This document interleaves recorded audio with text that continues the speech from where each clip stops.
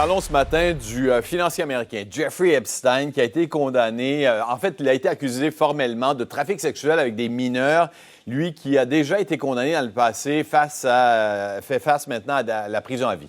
Oui, cette fois, effectivement, pour lui, en tout cas, ça risque d'être beaucoup plus grave qu'il y a une dizaine d'années.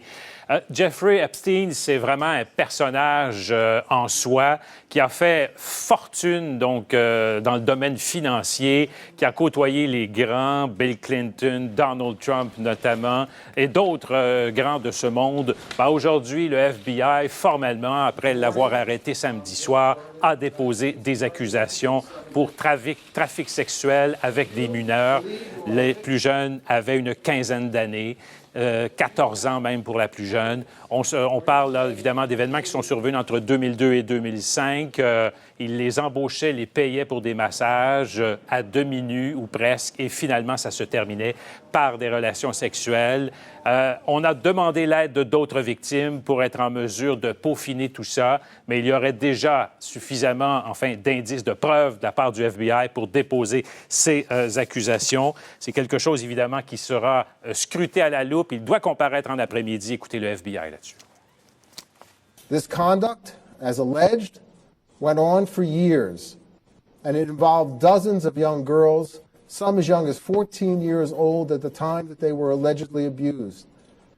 As alleged, Epstein was well aware that many of his victims were minors, and not surprisingly, many of the underage girls that Epstein allegedly victimized were particularly vulnerable to exploitation. L'histoire d'Epstein est fascinante, Sylvain. Elle a plusieurs volets. Il s'en est bien tiré il y a 10 ans grâce à une entente controversée avec un procureur fédéral. Procureur fédéral, effectivement.